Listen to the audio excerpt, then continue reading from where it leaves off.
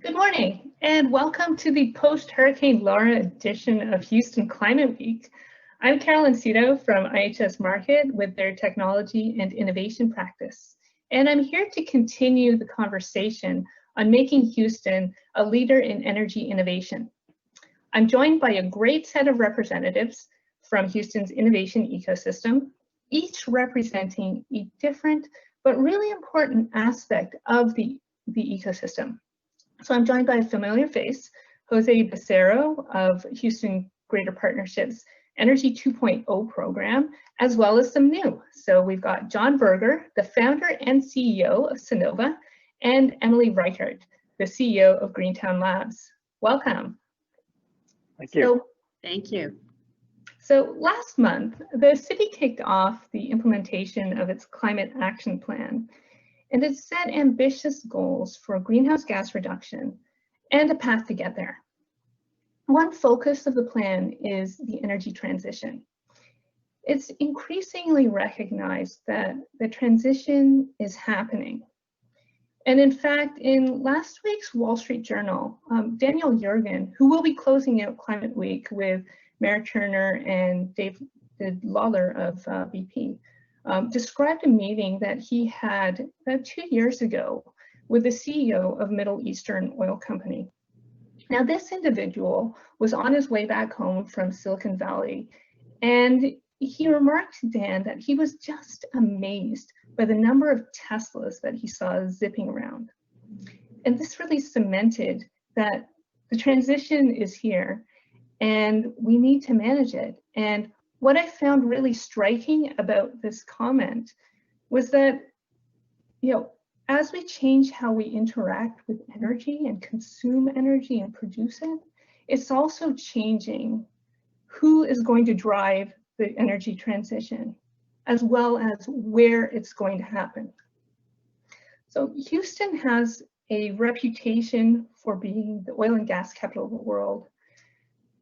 As the transition expands our aperture of viable energy sources, can the city still maintain this position of energy leadership? I want to direct this to John because your company is not quite the the energy source that you'd associate with Houston. So how can how can Houston maintain this leadership? Well, you're right. I mean, being the oil and gas capital of the world, and that's what we see ourselves as, and we're moving towards. And the Greater Houston Partnerships been a great leader in this towards the energy capital of the world, or Energy 2.0, or however you want to phrase it. We got some work to do. But I think three things that we have that other cities maybe don't have as much of, or may not have at all, is the first. This is the most diverse city in the United States, so that's given Sonova a lot of competitive edge. We can go into details about it, but simply put, having that diversity where we can get from different cultures has really been a direct financial benefit to Sonova and my shareholders. We also have a very, as a result of the oil and gas industry, we have a very deep set of skill sets and experience within energy. A number of my folks, all the way at the top of the management, all the way across the board, have literally worked for oil and gas companies, and increasingly we're hiring from oil and gas companies. So that talent pool is awesome. Second is our cost structure as a city. We have an enormous amount of infrastructure here. We still need to put more infrastructure in place to deal with the increasing frequency, in my opinion, is at least partly, if not almost completely, caused by climate change, of hurricanes and other fairly, unprecedented, air quotes, dramatic storms that we have to deal with. With that said, we still have a very good infrastructure as a major city, and it's relatively inexpensive, both in the sense of how to set up companies in terms of the cost, but also the cost of living for our employees. And third, this city is an entrepreneurial city. The society is very open, very welcoming, It's, put your boots on, get in the field, get it done. And that could be in the literal field, as it has been in the past in the oil and gas field, or it can be in the figurative field or the digital field as it is now. And so that culture is really something special here. Obviously exists in other places such as Silicon Valley, et cetera, Boston.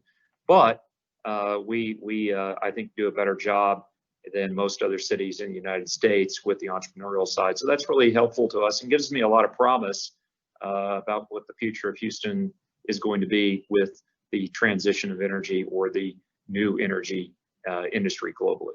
Mm-hmm. So Jose, with the Greater Houston Partnership, you're reaching out to organizations across the country, innovation organizations across the country or across the globe, to attract them into Houston to add to this, this entrepreneurial culture. What are the kinds of things that are some of the things that John outlined? Some of the things you speak to, or are there some other things about Houston that make it attractive for innovation and for energy technology development? Absolutely. To John's point, Sunnova has really been a pioneer in how you establish a renewable energy industry and project pipeline and leverage the talent and expertise in the energy sector to grow a thriving renewable energy business, a solar business. And I really think that is what we are definitely leveraging at the Greater Houston Partnership to try to attract more pieces of the energy value chain and to also diversify our energy sector overall. The perception of Houston for decades, actually over 100 years, has been that it's primarily just an oil and gas town. But the transition that we're seeing today has actually been taking place for almost a decade now. And if you look at some of the data that we have available, it actually shows you that we are quickly diversifying our energy sector. First of all, today we have over 18 Fortune 500 energy headquarters in Houston. We have over 4,600 energy companies, and we have a massive energy workforce. 250,000 people are employed in energy in Houston. Also, about a third of our regional GDP is derived from the energy sector. But things that, and those are data points that I think a lot of people understand and would expect. But some of the aspects to what's happening in Houston around innovation and clean tech renewables really is surprising to a lot of the folks that we speak to at the partnership, especially outside of Houston, outside of Texas. The fact that we have over 50 incubators, accelerators, and co-working spaces, now with the addition of Greentown Labs, we are really building a robust infrastructure to incubate new clean tech startup companies. And that is something that is really eye-opening to a lot of the companies and the CEOs that we speak to when we're talking about Houston. Also, Houston, we have a thriving clean energy economy. We have over 200 clean energy companies in Houston, over 100 solar companies, 30 wind energy companies, and about 80 energy technology companies. And this has actually been one of the biggest trends that we've seen in the Houston market, is the attraction of more big tech and digital tech companies moving to the region to develop new technology solutions for oil and gas to improve efficiency and processes within the oil and gas production process, but also to develop new innovations for the solar industry and wind and battery energy storage. And so Houston, because of the energy market that we have a kind of a unique scale, and we need to attract more of the entrepreneurs and technical talent to the region in order to develop new technologies and solutions to help our energy sector transition even faster. So we are generating a lot of momentum, and that's something we're very excited about. So Jose, you did a nice shout out to Emily and Greentown Labs. So Emily, you're established as the premier clean tech incubator in the Boston area, in the Northeast. But what drove you to expand into the Houston market? Well, thanks so much for having me today, and it's an honor to be part of this conversation. Yes, we are a newcomer, unlike others around the table today, but I think what I can say is that it's been very exciting, and just every day learning something new about what Houston has to offer is the way that I describe our journey today. So why Houston? So Greentown Labs is the largest climate tech incubator in North America. We support 100 companies in Boston. and we've supported about 280 over our lifetime. So when we look around the country and we think about our missions, our really dual missions, one is certainly to support entrepreneurs that are developing the technology that we need to address climate change, but secondly, to promote climate action, not only in our local geography, but across the United States and around the world. We could think of really no better place to have an impact than the location that we selected of Houston, Texas. You know, Houston has the opportunity, and I love that the business leaders in Houston, embodied in GHP and Jose's contributions today, have already embraced the opportunity to become the energy transition capital of the world. And we believe that bringing Greentown Labs to Houston will help accelerate the shift in this direction. We really see ourselves as a bit of an on-the-ground catalyst for the energy transition, for climate action, and we do that in a number of different ways. A lot of it is around convening, creating a home, not only for entrepreneurs that we will support through space, resources, and connections, but also for the greater community that is interested in solving these problems, whether it be government entities like the city, whether it be business leaders, investors, professional services providers, students, you name it. We believe that there is real value in bringing a community together around the entrepreneurs that we support. And that is what we're hoping to do in Houston as well. So it's incredibly exciting to think that the assets and the talent and just the engineering strength of Houston could be brought to bear on what is one of our world's greatest challenges, which is climate change. And Greentown Labs is just excited to be a part of that. And I should say that Sonova is a partner of ours. We are delighted to have their support as we come into Houston, as well as a number of other founding partners. So another thing that was mentioned actually was the infrastructure that Houston has. And the challenge of the energy transition is that, you know, Houston's energy system has a lot of long life infrastructure like roads and refineries and terminals. And these were investments that were on the order of billions of dollars. And they've been refined and optimized for over decades to be competitive in the global energy industry. Other cities don't quite have that challenge. So they could more seamlessly pivot to this clean energy transition. I guess, you know, what I want to ask you, Jose, is how can Houston balance the existing infrastructure environment with the infrastructure needs that the new energy system, which might have a different form, have? Yeah, and I also want to get John's thoughts on this as well, given that this is right at the heart of his business. But what we're seeing, at least in the Houston region, is the existing infrastructure, the industrial facilities, the LNG terminals, the refineries, all of these energy intensive facilities are looking to improve the resiliency that feeds those facilities. Houston is, as everyone knows, it is prone to extreme weather events, and we have another hurricane in the Gulf this week that reminds us that we need to continuously improve and innovate our infrastructure. And in order to do that, we need to deploy a whole variety of new technologies, from cloud computing, edge computing, to data analytics, machine learning. Actually, one big trend that we're seeing at the partnership right now is an influx of new battery energy storage projects coming into the region to try to address some of the congestion line issues that we're seeing in the south load zone of the ERCOT grid, to better serve the industrial complex, but also, as more people are spending time at home, that's also another big demand that's taxing on the grid.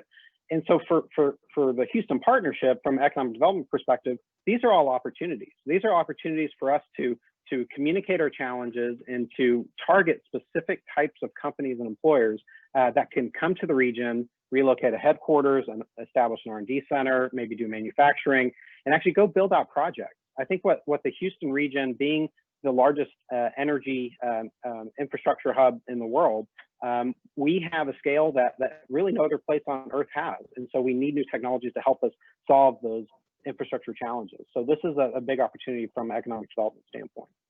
So John, you want to take it from there?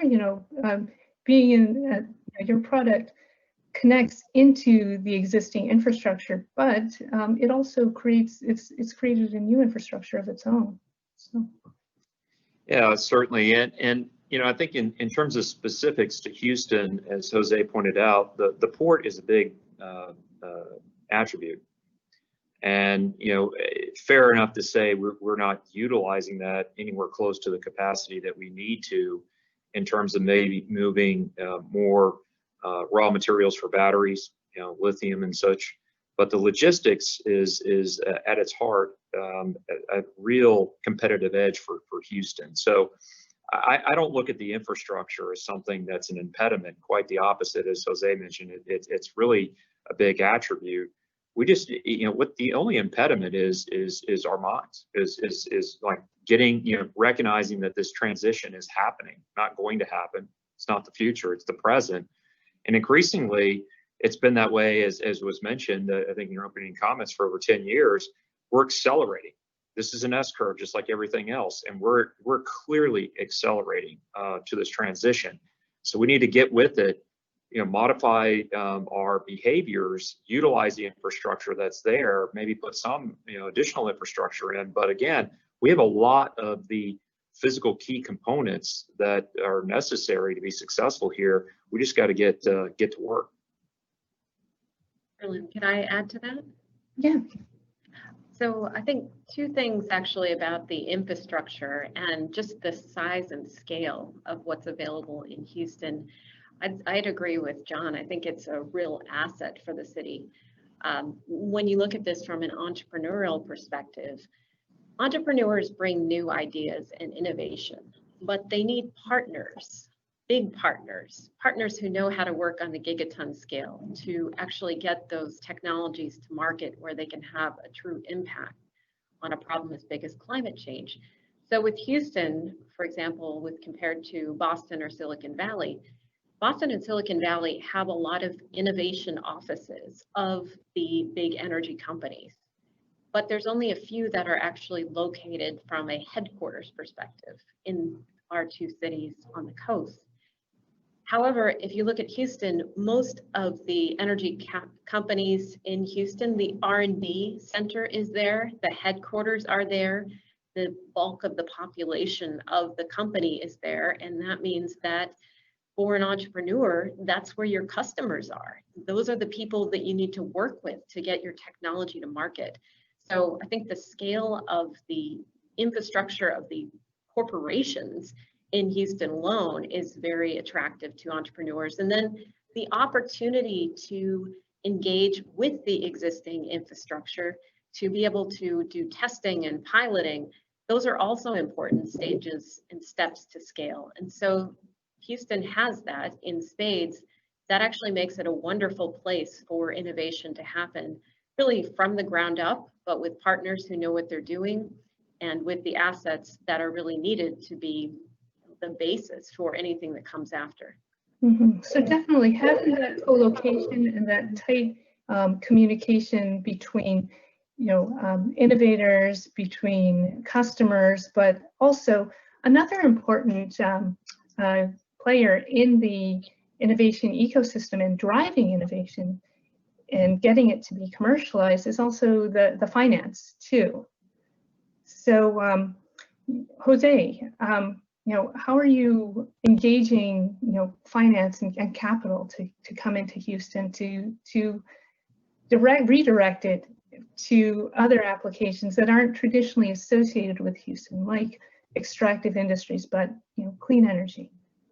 Absolutely. Well, and that's another big asset that Houston has. We have offices for all the major energy investment firms, private equity, and those firms have been pivoting pretty strongly towards new clean energy and clean tech investments and supporting incubators like Greentown Labs. But also we're seeing a big commitment from major oil and gas companies who are choosing on their own to divert more of their investment funds towards clean tech and startup innovation.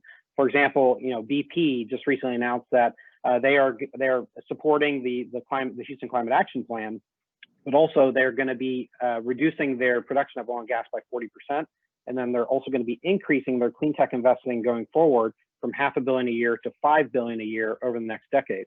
So that is a very strong commitment, a huge change in culture and planning and strategy. Again, there's a number of companies that are making these announcements right now. Another one would be Halliburton. They just announced the launch of Halliburton Labs, which is a dedicated clean tech incubator. Halliburton has really decided to step up and to fund new technologies innovation that they otherwise or previously probably never considered. So I think the companies in Houston, especially the large energy companies who are committed to the energy transition, are starting to step up big. And all those things combined is something we can leverage in Houston to attract more entrepreneurs, attract other investors, other types of investors, other sources of capital, and also to attract the startups. So John, I want to redirect this kind of similar question over to you. The issue of getting capital. You were a startup. You IPO'd, and recently. How did you how did you raise that capital? Houston isn't associated with clean energy, yet you were still able to do that. Right, and we've raised billions, and we'll raise billions just this year alone. So again, we're growing exponentially, and it's a capital-intensive industry as energy is, and so we're going to continue to raise billions and billions more in ever-increasing fashion as we move forward. That's our thought process. Look, I don't think that there's anything other than you just get in and go out there and you go out and raise the money, whether that's equity or debt. There's the initial capital that formed Sunnova came from oil and gas family offices. And, I think that that's going to continue to be the case, as Emily and Jose pointed out. We're seeing a lot of the private equity firms, a lot of friends of mine in those, they're moving, quite frankly, because they have to. The returns are in solar and renewable energy. In fact, the biggest mistake that the energy finance landscape made was believing that the returns that they were underwriting over the last 10 years in oil and gas were real. They weren't. They were horrifically actually negative for the most part. And so when you look at the stability of returns in solar and storage and wind, et cetera, you're seeing a lot more attractive, frankly, places to put your capital. And that capital comes from all over the world. And again, it goes back to an attribute of Houston is we're an international city. We're very diverse. And so Sunnova, as an example of that, reflects it. We have a very diverse, internationally based shareholder base. And I'm very proud of that. It was not by accident. It was deliberate on our part. So when you have that broad perspective, you go out and you get capital wherever it may be, and you bring it here. And some of it's going to be here, but a lot of it's not going to be here. That's just natural. You just got to get after it and get it done. There's nothing at all prohibiting capital from flowing into Houston. Nothing at all. Quite the contrary. And if I could add to that, I completely agree from the early stage innovation perspective. Capital is really, it's not so much that it has to be based where the entrepreneur is based. We certainly in Boston see companies go to Silicon Valley to raise money. We see companies go to New York to raise money. We see companies go to Houston to raise money. So it's not so important, I think, anymore, at least for early stage capital, where that capital is located. That said, I agree with the point of just the large volume of capital that already exists in Houston, all the private equity firms, but I think there's even more of a potential for additional capital to come into the early stage funding of clean tech and climate technology, because there are so many folks that are out there that have been doing this in the oil and gas industry. And if they know what the opportunities are and that this is part of the future of energy, I don't see why you wouldn't think that that is going to gain you a good return on investment. So at Greentown, we are actually actively working to bring forth and engage potential angel investors, some of the family offices that John talked about, who got him his start. Those are exactly the folks that we want to engage, teach them how to identify climate technology, how to do diligence on climate technology, and how to be part of the solution going forward. We think that is a very big opportunity in Houston. Mhm. Yeah.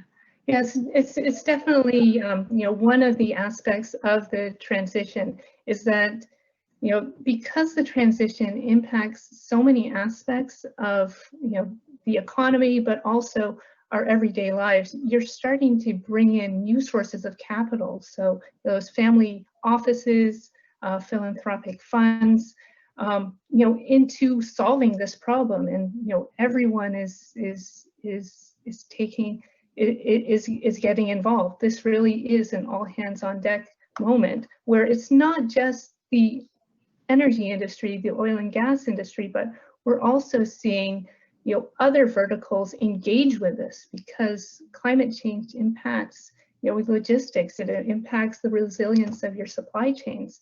So I want to actually kind of ask you, Emily,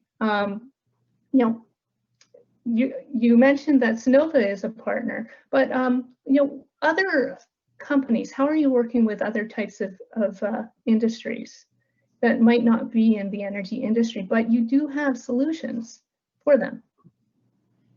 Yeah, so it's a good question, and it goes back to really a core philosophy of Greentown Labs, which is that we really can't do this without a village. You can't raise a startup without a village, just like you can't raise a child without a village. And when I say that, what I mean is that there need to be lots of partners at the table to help startups go from that very early stage where they have a product that might be tested on, just a few different, might be tested in a laboratory, to one that can be tested in a real world environment and then can be tested at scale. So you really need partners at scale who can do that. And so that is what we tend to work on with the corporate partners that we engage at Greentown. And those are really all across what I'd say are the major decarbonization sectors.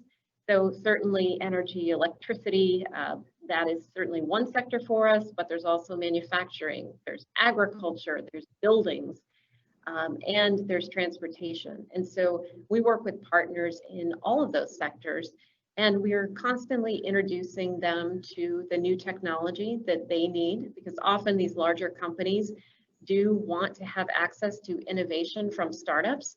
The startups, on the other hand, are challenged to get through the gauntlet, navigate that large corporation. And so Greentown often plays the role of being the translator, the matchmaker, to make sure that those partnerships come out and they come out successfully.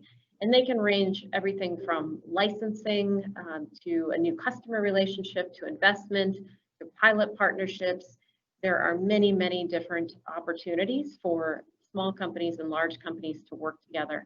But it is typically really an essential part of getting to scale for this type of technology, where you're not inventing an app that's going to help you get your lunch faster and you can do it in a coffee shop. These are companies that are going to take years and money and resources to get them to scale. And having a big partner who has a lot of those assets, talent, expertise that can be applied to help the young company is a really critical part of the solution. So that is something that we definitely cultivate at Greentown Labs, and our corporate partners are a very important part of that village that I was mentioning. And Sean, so you started, you began as a startup, you began as one of these companies, and you've grown into an incumbent. And do you still engage with startups to bring innovation, and how do you engage with them? Well, we're proud to be a small part of supporting Emily, and she's doing, in our opinion, I guess my opinion, the Lord's work in going out there and putting these entrepreneurs in the right spots to be, hopefully successful. Not all will be. I certainly can give you a couple of different failures I had in my career, and we'll call them learning experiences. But I think that's part of being an entrepreneur. And what I would say is that at the end of the day, having taken something literally from the living room into on the New York Stock Exchange, there's got to be, as Emily said, it takes a village, it takes a lot of people. And so it's not me. I didn't do it by myself. We certainly had a lot of folks here. I had a lot of investors that made a leap at the right time. And it was a leap of faith, lenders as well. And putting all that together is what entrepreneurship is being successful to grow something up from cradle into something, as you said, an incumbent. I've never been called an incumbent before, so this is the first time. Thank you. I'm gonna mark that on my calendar. But it in terms of engaging, for instance, we do have a small investment in a fuel cell company, and that we will. We're starting to ramp it up to basically take in other technologies. One thing that I'd point out is that there's a lot of the paradigm of energy that I think is going to get completely torn up and changed. And that's part of me being the entrepreneur is, yep, that's what worked in the last 100 years. This is what's going to work in the next 100 years or more. And so what we're looking for is, it's not just solar panels. It's not just an inverter. It's not just batteries.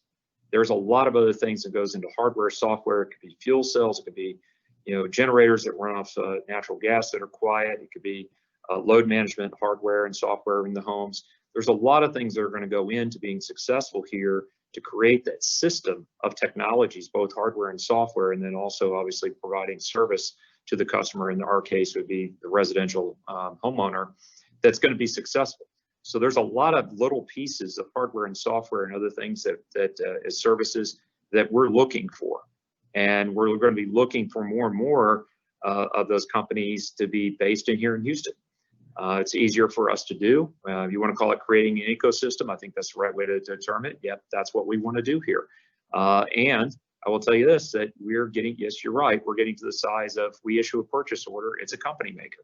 And I've had people give me the breaks to get to the point here, and now the time is to return the favor. And so we're increasingly going to be doing that here. And again, we'd like to prioritize working with firms here in Houston to bring those in, because at the end of the day, it is highly likely, as much effort as they put into it and everything else, it is highly likely that it will not be the big energy companies of oil and gas that are going to be the big winners. It is going to be the companies that you've never heard of. They're going to come out, they're going to be big, they're going to, because they built a company in an area because they executed very well and they were focused on it. Focus. And that's the key word that's made us successful, is focus. And I think that that's what's exciting is that you're going to see a lot of new companies, my prediction, in Houston. They're going to grow to be very large. They're going to be the ones that are going to be leading the charge for the new energy transition, the new energy industry globally. But hopefully there'll be one or two or so that the old line that come along with it, make the shift and change. But we need to make sure that we have eyes wide open. That's going to be a very difficult change, and historically, regardless of industry, that's had a very low probability of success. So we need to focus on the entrepreneurs. They are the men and women that are going to make this happen, period. And talking about focus, one thing that I think the Climate Action Plan brings is that focus. It focuses on what areas Houston should direct its efforts, what areas it should develop technologies or incubate technologies in, but as well as what areas to deploy new technologies. So, Jose, I want to hear from you about, how does the Climate Action Plan, kind of guide the work you do at the Greater Houston Partnership in attracting companies, but also not just attracting companies, but maybe engaging companies within the Houston ecosystem as well. Absolutely. Carolyn, the Climate Action Plan that the City of Houston unveiled in April is just a breakthrough piece of legislation or policy. And essentially what it is, it's not only Houston's first ever Climate Action Plan, that was bold enough, but also the goals within the plan are some of the boldest and most aggressive climate action goals I've seen from any city in the country. And I have worked in other cities that consider themselves clean tech capitals, and Houston is really going above and beyond. And as far as the specific goals within the Climate Action Plan, everything from our transportation goals, conversion of municipal fleet vehicles to EVs, are being able to deal with waste management and creating new ways of recycling and diverting waste from landfills, building energy efficiency and our solar goals.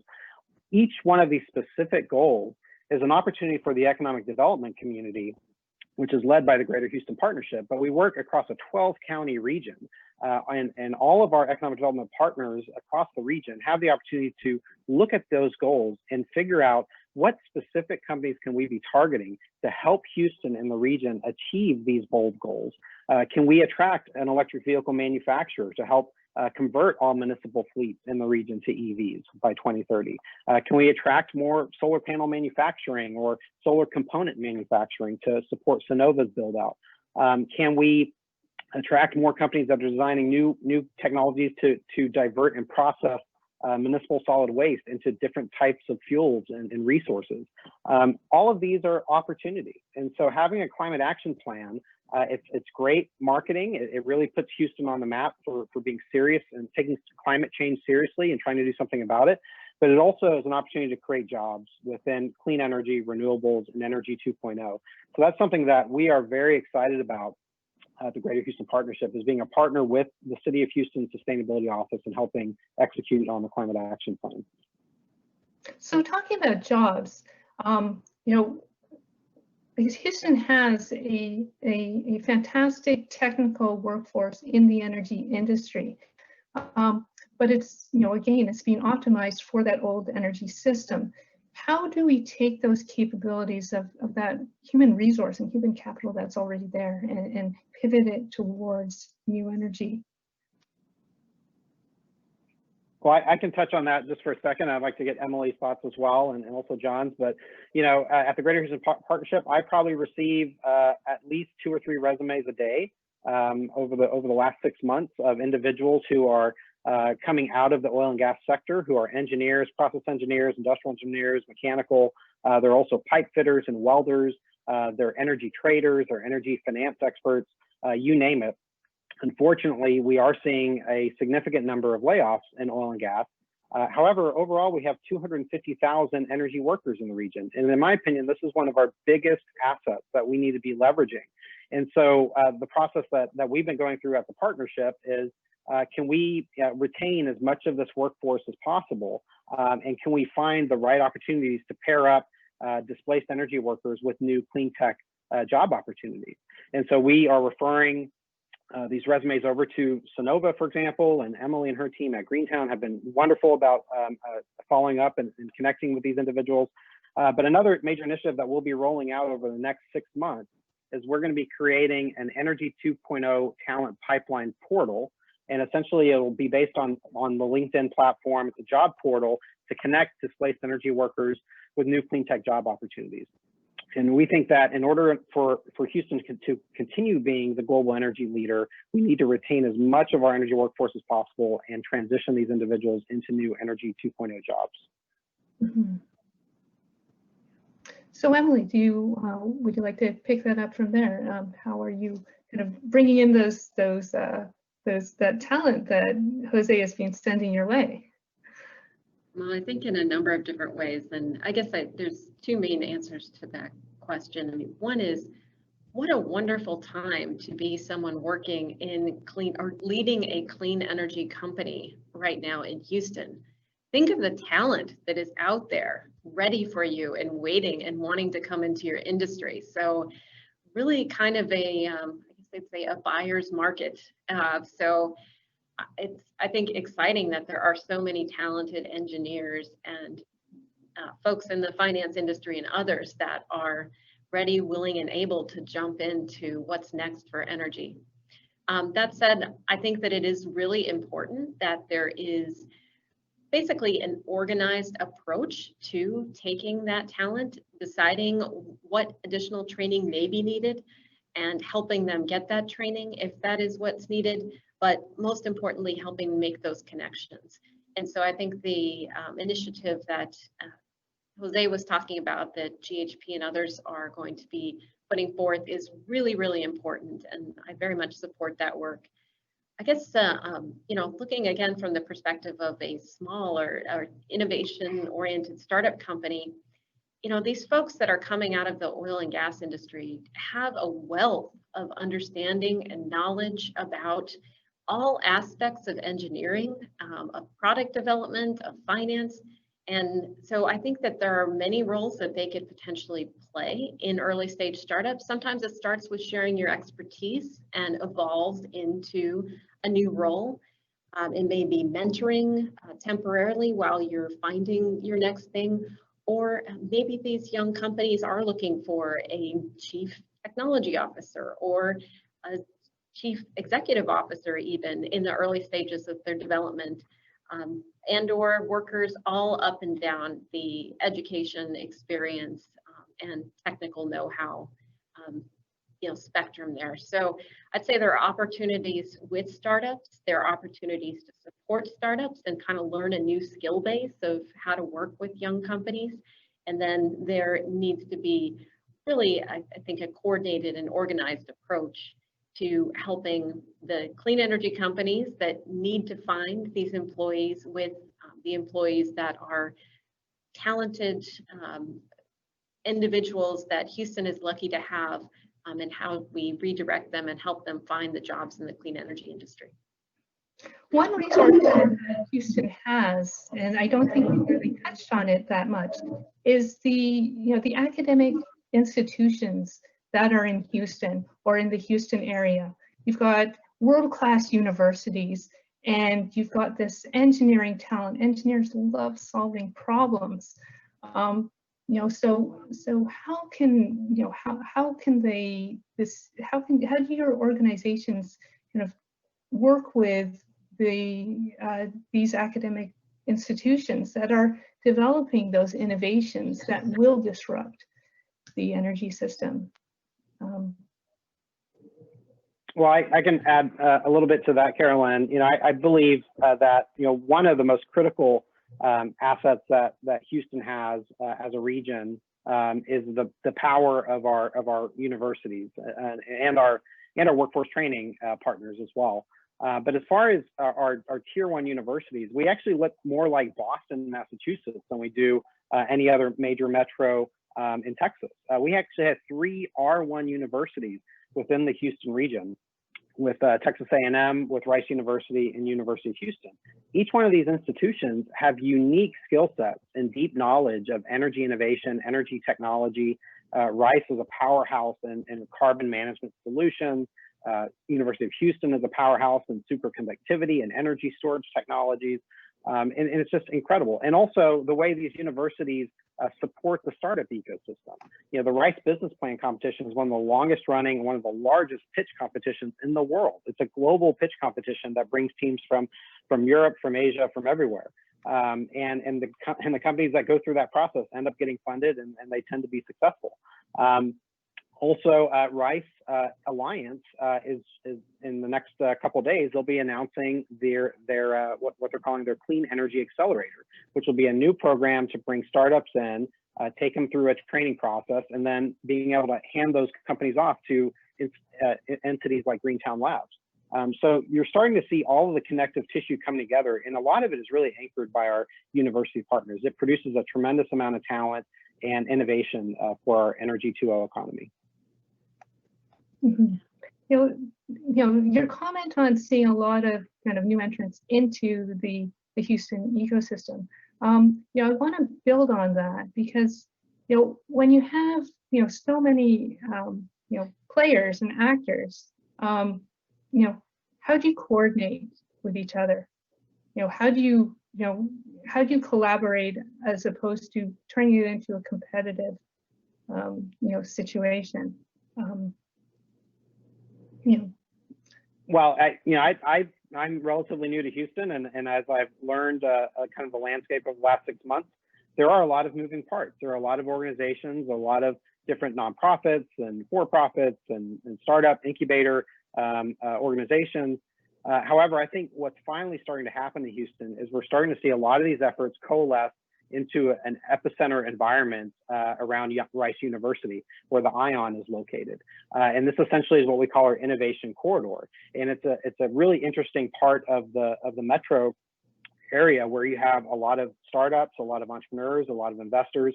You have university researchers located all nearby to collaborate and be able to work together on projects. But also just down the road, you have the Texas Medical Center, which is the largest medical complex in the entire world. And a little bit farther down the road, you have the Johnson Space Center. And so you tie all of the innovation assets between energy, healthcare, life sciences, and aerospace and aviation, and you package that all into one concentrated area of the city. And that is how you start to bring the ecosystem together. And we're really excited that, in my opinion, I believe Greentown Labs is going to be a major part of that ecosystem development. Mm-hmm, mm-hmm. So, John, I want to ask you. You came here, you set up your company in 2012. What did the energy ecosystem look like at the time, and how has what are your thoughts on it now?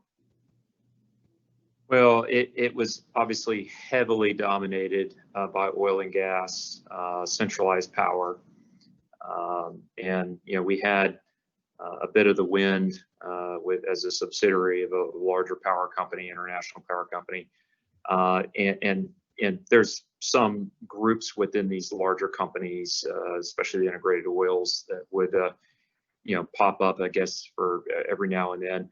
But it was largely what you would expect to see, very much big oil with a bunch of E&P companies and service companies and pipeline companies and so forth.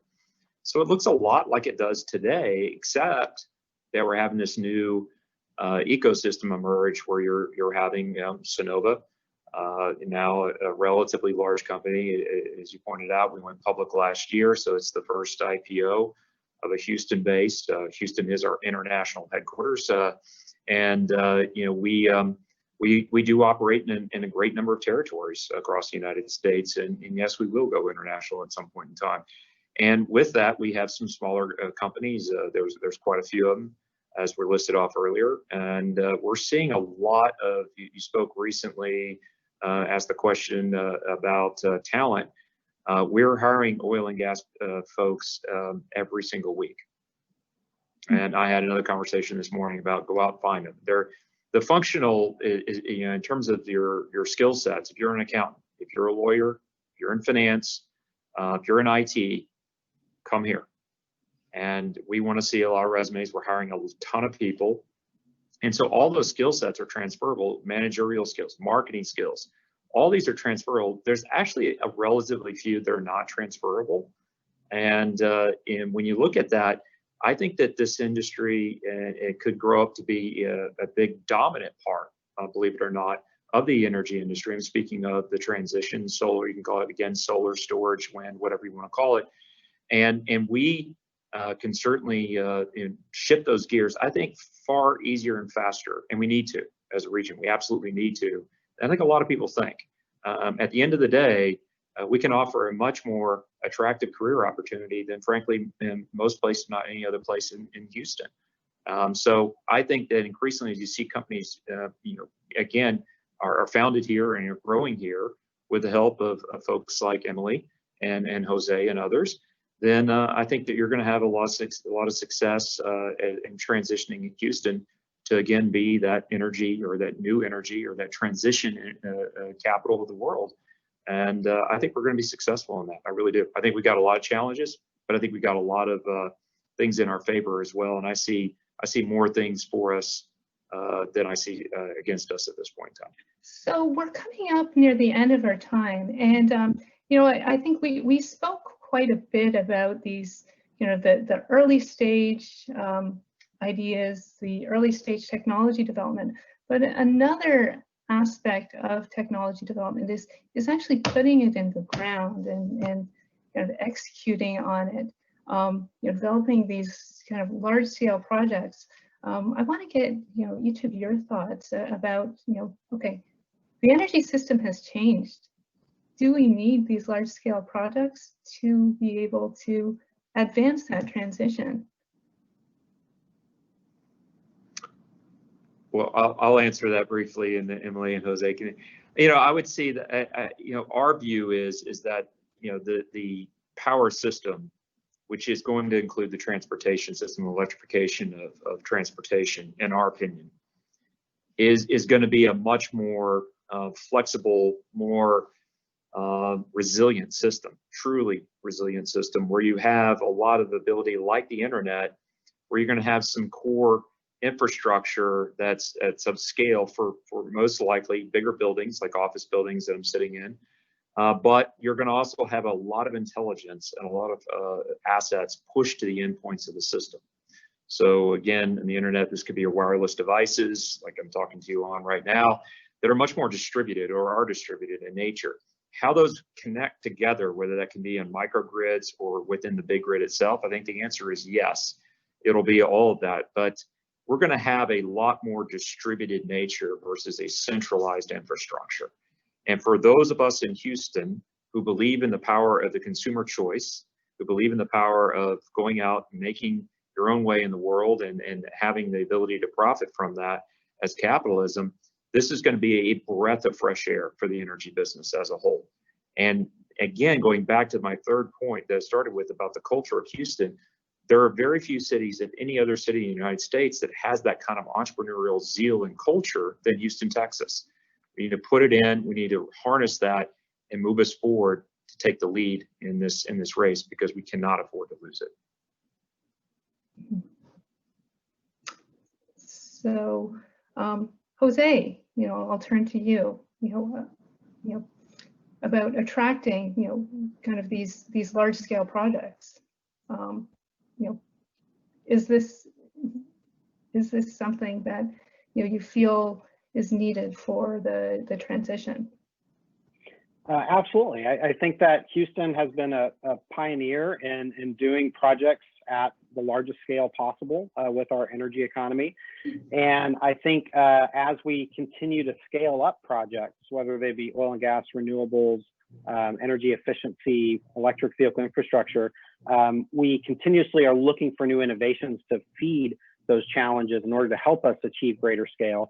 And one of the trends we're actually seeing in the Houston market is really, for the first time ever, we're starting to see major big tech companies moving to Houston to work with the energy sector to try to address these scaling issues. So just in the last 18 months, we've had Amazon Web Services set up a new office in Houston, and now they have over 1,500 people. We have Google Cloud that has over 100 people, and Microsoft Azure that has at least 50 people, and they continue to grow. And so the demand from oil and gas, from the renewable energy industry, electric vehicle, energy efficiency, they're all looking for new ways to process data, to make better decisions, to design better systems. And I think what you're really seeing happen in Houston is not only are we at Energy 2.0 capital, we're quickly becoming one of the largest and largest scale innovation capital in the world, attracting all different industry sectors to the region that are actually collaborating, working together to come up with new solutions. So it's just a very exciting place to be. And then you tie that together with the Texas Medical Center and NASA Johnson Space Center, and three of the most critical industries for the future of our country, future of our planet, really. The epicenters for those industries are here in Houston. And there's a lot of interaction points between NASA, healthcare, and energy, and they're kind of codependent on each other. They need the skill sets and the talent, they need the technology solutions. And so it's just a very exciting place to be for the future, to see Houston has emerged as one of the most important cities of our lifetime. Mm-hmm. Yeah, that really is true. Just feeling that energy and seeing all of the accomplishments that Houston has delivered to the world. You guys put a man on the moon. You kind of developed the global energy industry by taking these solutions developed in Houston to extract resources here and deploy them all around the world. And we'll close things out with you, Emily. Startups, they find a pinch point. They find the pain points of processes. How do they fit into these large-scale projects? I think the scale of projects that can have and will happen in Houston is a big part of the attraction. When you think about the opportunity to test your technology in a city that can be a model for many U.S. cities that are, frankly, as we look forward to a climate changed future, these are places where people are still going to live. We can't all be cities where you have a dense network that allows certain types of public transportation, et cetera. So we need to find ways to make big cities work. And there's really no bigger or better place to be testing these technologies that are going to allow our cities to adapt, allow our cities to mitigate the effects of carbon in the atmosphere than a place like Houston, Texas. And so if you were an entrepreneur, why wouldn't you take advantage of that opportunity? That is so true. So, I want to, I guess, thank the panelists, for such an engaging discussion on, how Houston can become an energy, an energy innovation leader. And I think, one of the messages that I had that have come out of this is that, Houston has a lot of components that will make it that will, make it a leader in energy innovation. But it has also brought this focus through the climate action plan, through kind of natural disasters, through great entrepreneurs, and through this culture that it has of just getting stuff done. So I see a lot of promise, and I can't wait to see what happens in the next 5 to 10 years as we continue this path on the energy transition. So I'd like to thank my panelists for such an engaging discussion. I'd like to thank all you who have tuned in with us today. And if you'd like to get more involved into the Houston Climate Action Plan, please go to the website www.greenhouston.tex.gov and sign up to participate in a implementation group.